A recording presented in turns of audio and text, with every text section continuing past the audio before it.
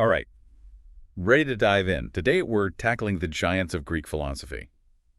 Socrates, Plato, Aristotle, but we're going beyond the names. It's funny, right? These guys, ancient Athens, totally different world. Right. But their ideas, they still kind of hit home, you know? It's true. And the thing is, Socrates, the OG himself, never wrote a thing down. I know. Talk about frustrating, right? It's like, come on, man. Give us something to work with. It makes you think about those whispers, those stories passed down. How reliable can they be? Especially since our main source on Socrates is, well, Plato, his student. Exactly. It's like piecing together your favorite teacher's lecture from some old notebooks. You might miss a few things. So right off the bat, potential for bias. Totally. But hey, that's part of the fun, right? The Mhm. mystery of it all. I guess. But before we get too sidetracked, why didn't Socrates believe in writing things down anyway? Ah, Socrates. He was all about dialogue, the back and forth. Imagine him right in the middle of Athens. Okay, I'm picturing it. He's sparking debates, making people question everything they thought they knew. That was his thing, the Socratic method. It's kind of like he was what? A philosophical gadfly, just buzzing around, stirring the pot? You got it. And it definitely ruffled some feathers. He's going around saying stuff like, the only true wisdom is knowing you know nothing. And people weren't happy about it. Not one bit. Ended up on trial, accused of corrupting the youth and disrespecting the gods. The irony. The guy devoted to truth ends up punished for it. Exactly. And, that whole ordeal, it kind of pushed Plato to pick up a pen, so to speak. He couldn't let his mentor's ideas fade away. And that's how we got those famous dialogues, right? With Socrates as the star. Bingo. But remember, these aren't word-for-word transcripts. It's Plato's interpretation, his memories, all mixed in. Right, like a greatest hits album, but with some artistic liberties. Exactly. And one of Plato's big hits, you could say, was this theory of forms. This one always messes with my head a little. Oh yeah, this is where things get kind of trippy. Lay it on me. All right, so imagine a world of perfect concepts. These are Plato's forms. The true essence of everything, but like the ideal version. Okay, I'm trying to wrap my head around this. So think of a chair. You've seen tons of chairs, right? Sure, who hasn't? But have you ever seen the perfect chair? The one that encompasses all things chair. The Platonic ideal of chairness. Exactly, that ideal chair. That's in the realm of forms. What we see in our world, those are just shadows, copies. So is Plato saying our world is like a bad knockoff? Kind of. Plato thought our world, it's always changing, decaying. Right. But the forms, eternal, unchanging perfection. And this whole idea, it's had a huge impact, even on art and politics. Wild, right. Back again for more philosophical adventures.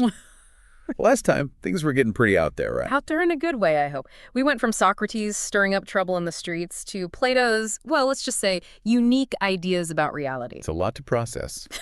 But that's why we're here, right? To dig into these big ideas. And speaking of big ideas, we can't forget our third philosophical giant, Aristotle. Ah, yes. Student of Plato, but a very different kind of thinker. Where Plato was searching for those universal truths, Aristotle, he was all about the here and now, the observable world. So instead of looking up at the clouds for answers, he was like, let me examine this beetle. Exactly. Fascinated by the natural world, plants, animals, the works.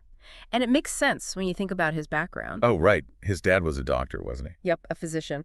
So Aristotle, he grew up surrounded by observation, experimentation, figuring out how things worked. So he's like the original scientist-philosopher. You could say that, and that really comes across in his writing. He tackled everything. Logic, ethics, politics, oh, and of course, tons of stuff about the natural world. He was a busy guy.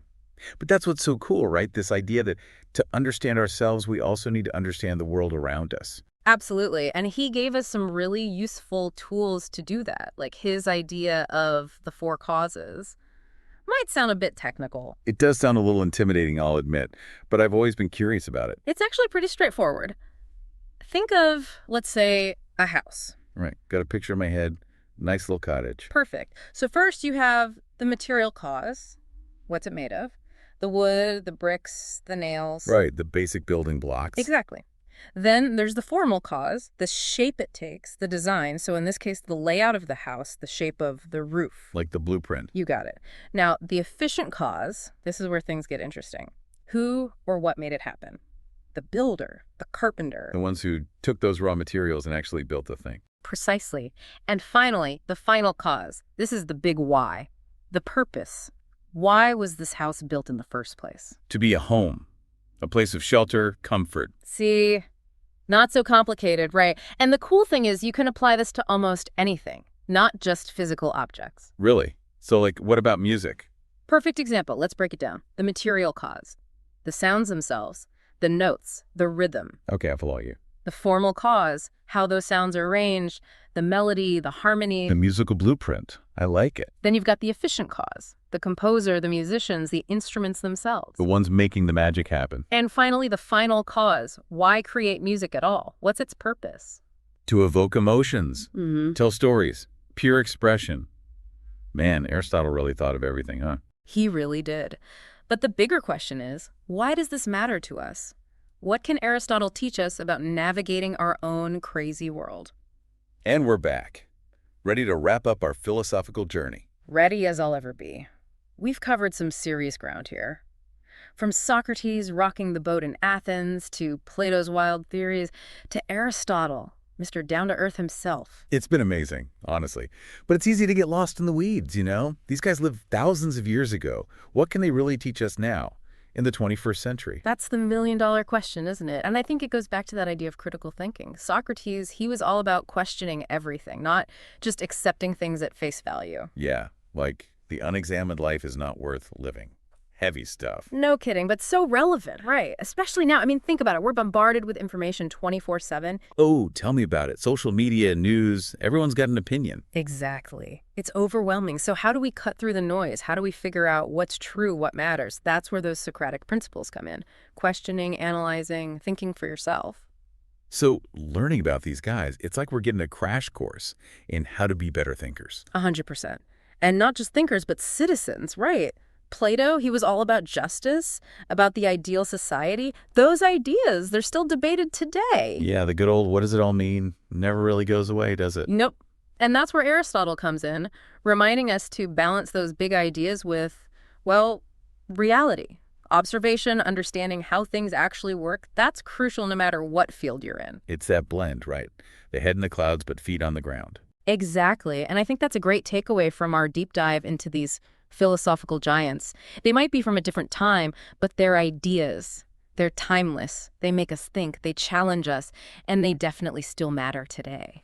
Couldn't have said it better myself. So, to our listeners, keep those philosophical wheels turning. Ask questions, challenge assumptions, and until next time, happy deep diving.